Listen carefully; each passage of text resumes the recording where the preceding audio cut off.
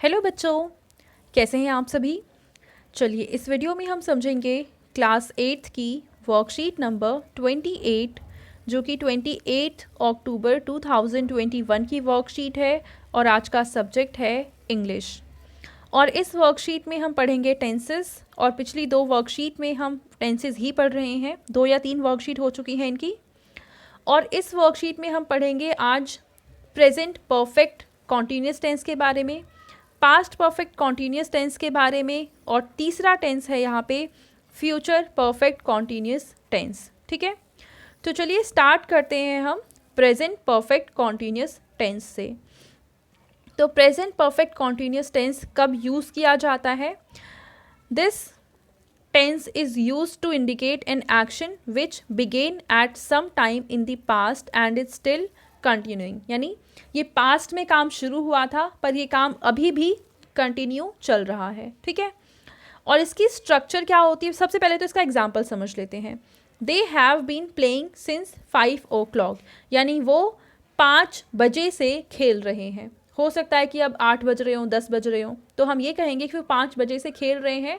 तो 5 बजे तो पास्ट में बीत चुका है, लेकिन वो अभी भी उस काम को कंटिन्यू कर रहे हैं। और इसको अगर हम इसकी स्ट्रक्चर समझना चाहें तो सबसे पहले इसके लिए हम यूज़ करते हैं सब्जेक्ट। ठीक है, तो सबसे पहले हम यूज़ करेंगे सब्जेक्ट, उसके बाद आता है हेल्पिंग वर्ब, उसके बाद वर्ब की आएगी फर्स्ट फॉर्म और उसके बाद फर्स्ट फॉर्म के साथ आईएनजी भी है। ठीक है, और प्लस में ऑब्जेक्ट। ठीक है, सब्जेक्ट, हेल्पिंग वर्ब, वर्ब की फर्स्ट फॉर्म के साथ आईएनजी प्लस ऑब्जेक्ट। अब यहाँ पे हमें समझना ये है कि हेल्पिंग वर्ब क्या होती है। तो प्रेजेंट परफेक्ट कॉन्टिन्यूस टेंस में 2 हेल्पिंग वर्ब होती हैं, एक है हैज़ बीन और दूसरी है हैव बीन। और अब तक हमने जितना भी पढ़ा है उससे आप आइडिया लगा चुके होंगे कि हैज़ कब यूज़ होता है और हैव कब यूज़ होता है। हैज़ यूज़ होगा सिंगुलर नाउन के साथ एंड हैव यूज़ होगा प्लूरल नाउन के साथ। ठीक है, और सिंगुलर कौन से होते हैं, प्लूरल कौन से होते हैं, ये भी पिछली वर्कशीट में आप समझ चुके हैं।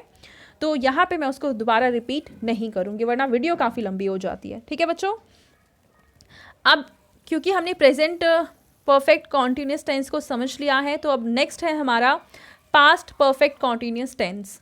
और इसको हम कब यूज़ करते हैं? It indicates an ongoing action that ended before another action और इवेंट इन द पास्ट।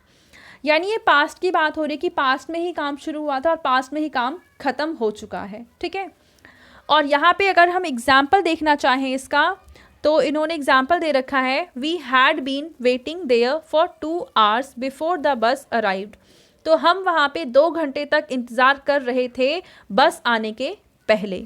यानी इनका जो इंतज़ार है वो भी पास्ट में ही शुरू हुआ था और ये इंतज़ार ख़त्म भी हो गया पास्ट में ही। अब अगर हम इसकी स्ट्रक्चर की बात करें तो सबसे पहले आएगा सब्जेक्ट, उसके बाद हेल्पिंग वर्ब, उसके बाद वर्ब की अगेन फर्स्ट फॉर्म ही आएगी और उसके साथ आईएनजी प्लस में object.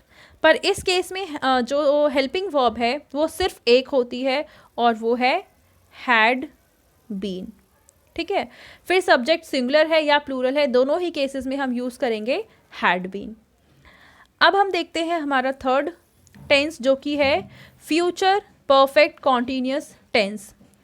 This tense indicates action that will continue up until a particular event or time in the future।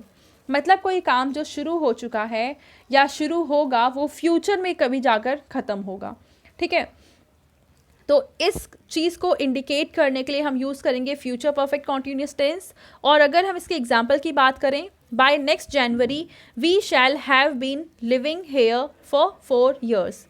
यानी अगले साल जनवरी के टाइम पे हम यहाँ पे 4 साल रहना कंप्लीट कर चुके होंगे। यानी कंप्लीट नहीं हुआ है, वो अगले साल जनवरी में होगा।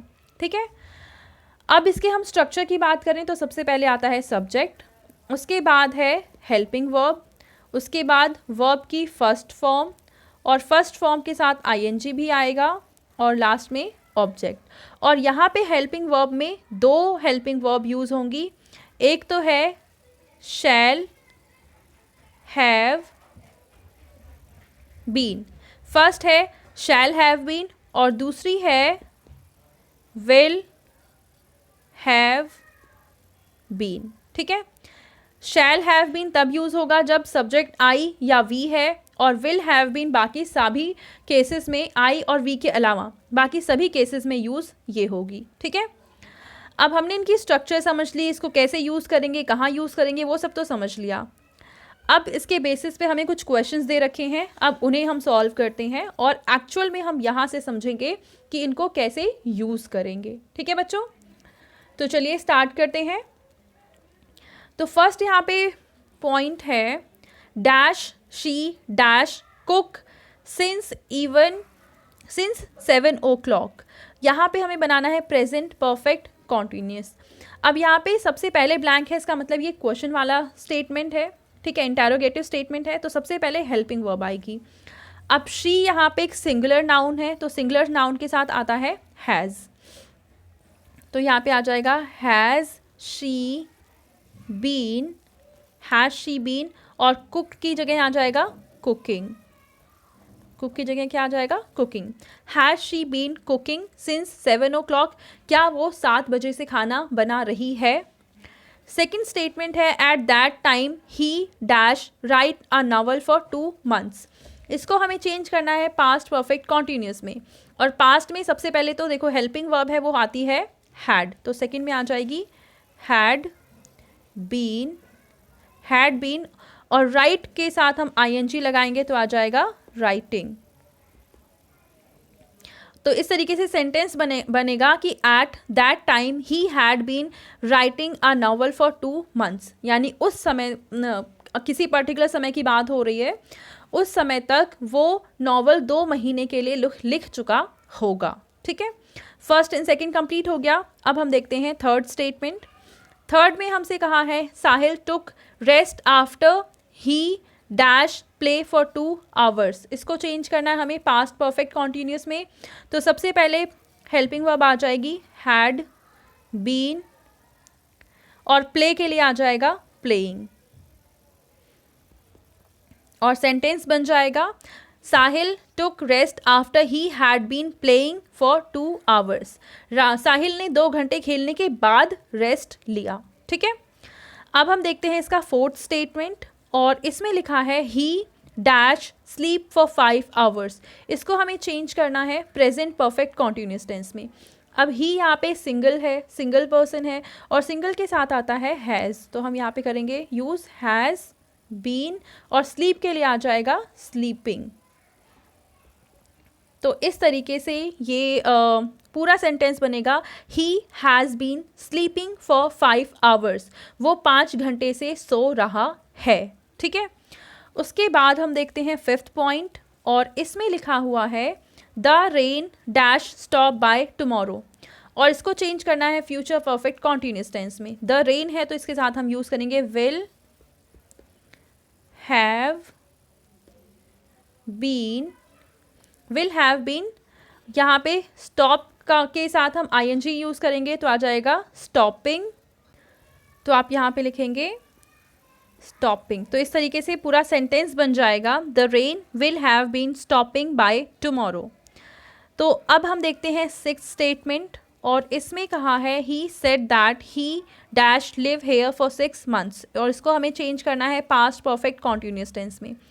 पास्ट के लिए हम यहाँ पे यूज़ करेंगे हैड, उसके बाद बीन, और लिव के लिए आ जाएगा लिविंग। तो इस तरीके से पूरा सेंटेंस बनेगा he said that he had been living here for 6 months। उसने कहा कि वो यहाँ पे 6 महीने से रह रहा है, या रह रहा था, क्योंकि पास्ट की बात है ये। ठीक है, तो 6 सेंटेंस कंप्लीट हो गया। अब हम देखते हैं 7th, और इसमें कहा हुआ है Sakshi dash not do her homework for week now, और इसको चेंज करना है पास्ट परफेक्ट कॉन्टिन्यूस में। तो इसके लिए हम क्या यूज़ करेंगे यहाँ पे हैड नॉट बीन डूइंग। जब हेल्पिंग वर्ब में 2 वर्ड्स होते हैं तो नॉट हमेशा बीच में आता है। ठीक है, तो इस तरीके से सेंटेंस बनेगा Sakshi had not been doing her homework for week now, यानी साक्षी पिछले 1 महीने से अपना काम कंप्लीट नहीं कर रही है। ठीक है, अब हम देखते हैं 8th स्टेटमेंट, और यहाँ पे हम लिखेंगे dash they dash go out when you called.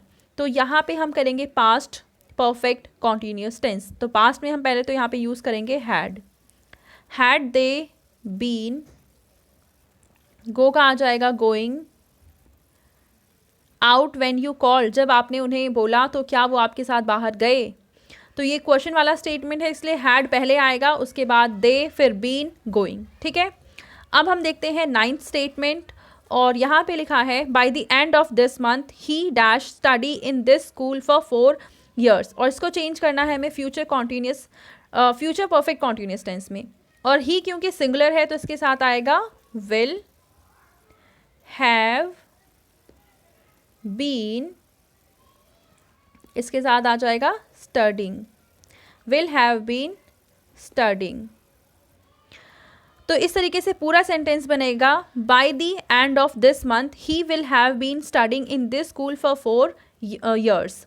यानी इस महीने के अंत होने पर वो लड़का, जिस भी लड़के की यहाँ पे बात हो रही है, वो इस स्कूल में अपने 4 साल कंप्लीट कर लेगा पढ़ते हुए। ठीक है बच्चों, अब हम देखते हैं इसका 10th sentence, dash he dash practice for 2 hours by 4 o'clock।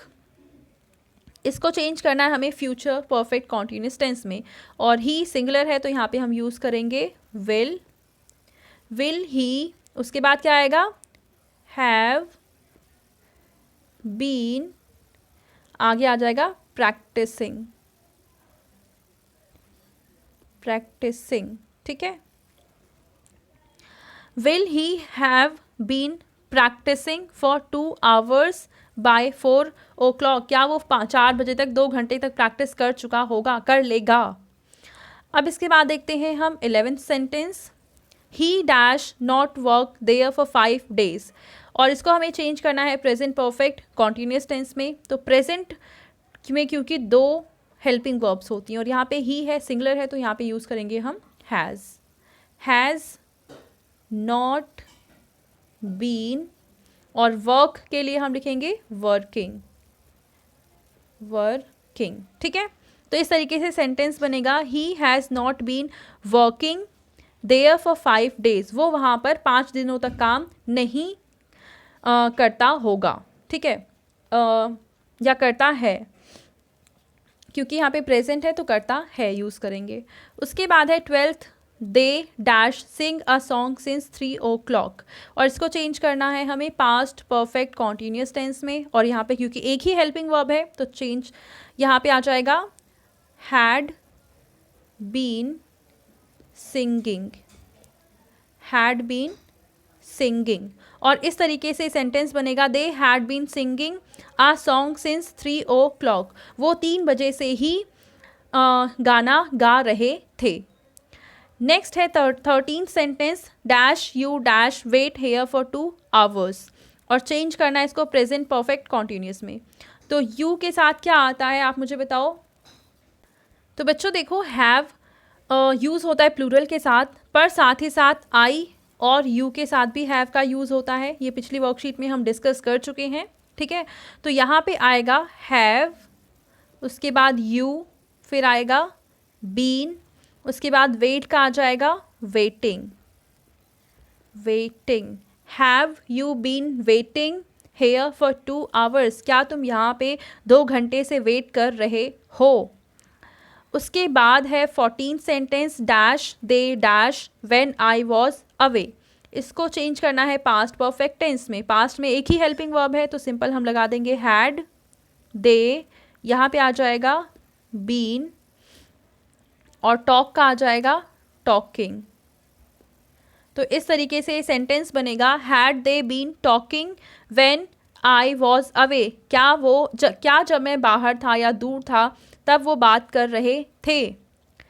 और इसके बाद हम देखेंगे हमारा आज का लास्ट सेंटेंस, जो कि है by 6 o'clock I dash read for 3 hours। और इसको चेंज करना है हमें फ्यूचर परफेक्ट कॉन्टीन्यूस में, और आई के साथ आता है शैल, तो यहाँ पे आ जाएगा शैल हैव बीन, और रीड के लिए हम लिखेंगे रीडिंग। और इस तरीके से सेंटेंस पूरा बनेगा, by 6 o'clock I shall have been reading for 3 hours। यानी 6 बजे तक अगर मैं पढ़ता हूँ तो मैं 3 घंटे तक पढ़ लूँगा। ठीक है बच्चों, तो ये थी आज की हमारी इंग्लिश की वर्कशीट एंड आई होप आपको इसमें जितने भी सेंटेंसेस थे वो अच्छे से समझ में आए होंगे। ये जो टेंस हैं, इनकी टाइप्स हैं, ये कब यूज़ होते हैं, कौन सी हेल्पिंग वर्ब यूज़ होती हैं, ये भी समझ में आ गया होगा। बेटा अगर आपको ये वीडियो पसंद आया है तो उसको ज़रूर लाइक करें, अपने फ्रेंड्स के साथ भी शेयर करें और इस चैनल को सब्सक्राइब करें। Thank you.